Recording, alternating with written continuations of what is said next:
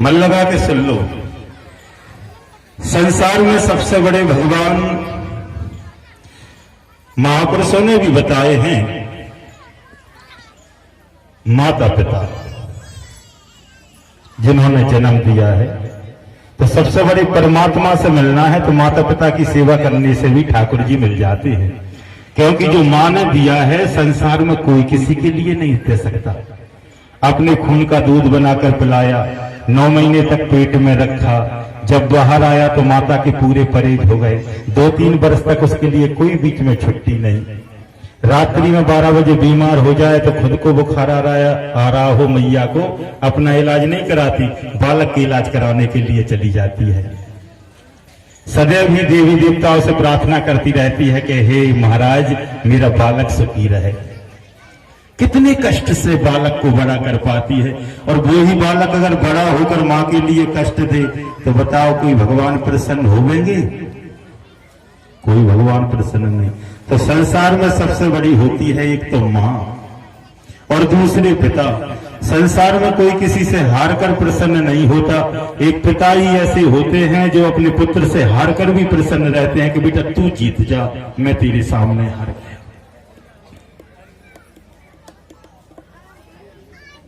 कंधे पर बालक बैठा हो छोटा और पिताजी से कह रहा हो पिताजी ये क्या है? पिताजी ने कह दिया कौआ। फिर पूछा 10 बार पूछा क्या है? कौआ। और पिताजी हो जाए बुढ़े और बालक हो जाए जवान, और घर में कोई मेहमान आ जाए और बालक से एक बार भी पिताजी पूछे, ये हो बालक से एक बार भी पिताजी अगर पूछे कि बेटा कौन आया था, तो कहो गुस्सा में बालक कह देती रुपा पाओ, तो सीधा इंटरव्यू नहीं दे पाता। तो भैया एक तो अपनी माँ को प्रसन्न करके रखना चाहिए, एक पिताजी को प्रसन्न करके रखना चाहिए, और एक पिता परमात्मा जिनकी पूरी सेवा है।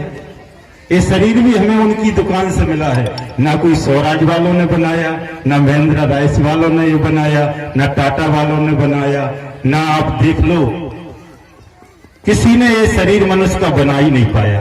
ये भगवान की दुकान का बना हुआ है। इसीलिए पूज्य नांगर जी महाराज कहते हैं कि जाको जाहे दीजिए तभी उबरना हुई। जो जिसकी वस्तु है समय समय पर लौटाते चलो। तो इस मनुष्य शरीर का हम कीमत तो नहीं दे पाते, लेकिन जिस समय हम भगवान का काम करने के लिए बैठते हैं उस समय इस शरीर का ब्याज जमा हो जाता है। तो इस समय आप कथा सुनने बैठे हो, यहाँ तक आए हो, कोई राजस्थान से पधारे, कोई सलमाई से पधारे, कोई सारस खेड़ी से, बिलग बिलग गांव से, कोई विजयपुरा से, कोई गांव से, कोई गांव से, समझ लो ये ब्याज जमा हो गया। और प्रसाद पाने की रीति इसीलिए है कि भागवत जी की समापन बेला में जो प्रसाद दिया जाता है, प्रसाद पाना क्यों आवश्यक है? क्योंकि प्रसाद पाने से, चरणामृत पीने से, चरणामृत लेने से बुद्धि पवित्र हो जाती है। और आपने सुना भी होगा राक्षसों के बालक जिस समय गुरुकुल में पढ़ने के लिए जाते थे तो गुरुजी कहते थे बेटा एक चूल्हा ऐसा बनाओ, एक चूल्हा ऐसा बनाओ, एक डंडा ऐसा लगाओ, एक ऐसा लगाओ, ये हो गया आ।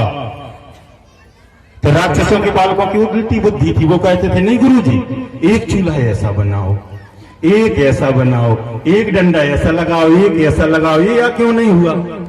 तब गुरु लोग कहते थे कि इसकी बुद्धि गौ माता की सेवा से सुधरेगी।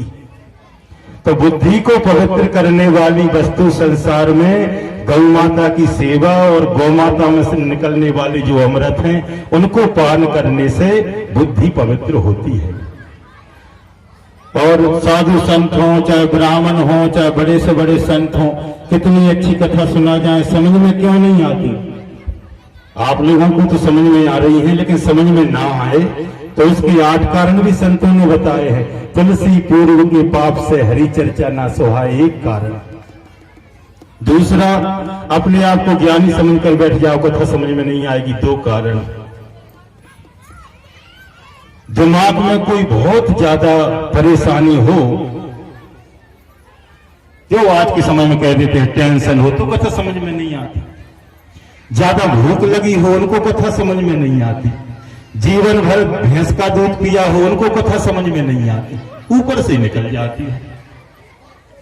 अब भैंस की बुद्धि भी आप देख लो, कभी तालाब की तरफ ले जाना पानी देने के लिए, पहले उसमें गोबर करेगी, फिर मूत्र छोड़ेगी, फिर लोरेगी, फिर पानी पिएगी, फिर सी बुद्धि अपनी हो जाएगी। ऐसा तो हम तो सबसे निवेदन कर रहे हैं, भैया गौ माता की सेवा अपने अपने घरों में करो, तो ठाकुर जी आपके यहाँ दौड़े दौड़े चले आएंगे। क्योंकि रघुवंश भी, चाहे सूर्यवंश हो चाहे चंद्रवंश हो, सूर्यवंश रघुवंश कैसे हुआ? सूर्यवंश ही रहना था।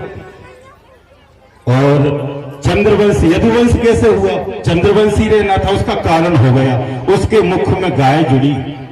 एक बार सूर्यवंशी राजा दिलीप आ रहे थे, बहुत दिन उनके विवाह को हो गए, उनके पुत्र नहीं हुआ।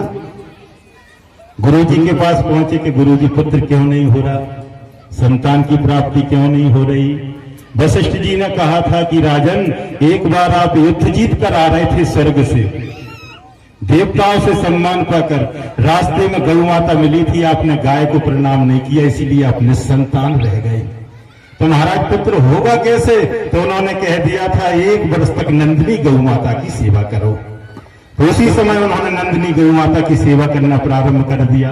1 वर्ष तक सेवा करी। एक दिन भगवान परीक्षा लेने के लिए आ गए। भगवान शेर बनकर आए, राजा शेर के सामने गिर गए कि पहले मुझे खाओ, फिर बाद में गाय से बात करना।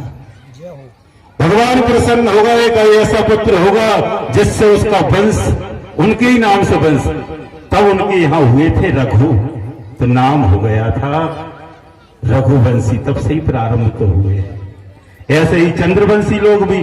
अब ज्यादा कथाएं हम आपको नहीं सुना सकते, क्योंकि आज तो भंडारे का समय है, समापन वेला है, उतनी चर्चा ठीक है, तो ज्यादा चर्चा ना करते हुए हम तो आपसे यही निवेदन कर रहे हैं कि अपने अपने घर में गौ माता की सेवा करिए, गाय माता से जुड़े रहिए, और 3 काम करने से और ठाकुर जी जल्दी प्रसन्न होते हैं। गौ माता की सेवा करने से एक, दूसरा तू बार-बार क्यों आ रहा है? चल बैठ जा, दूसरा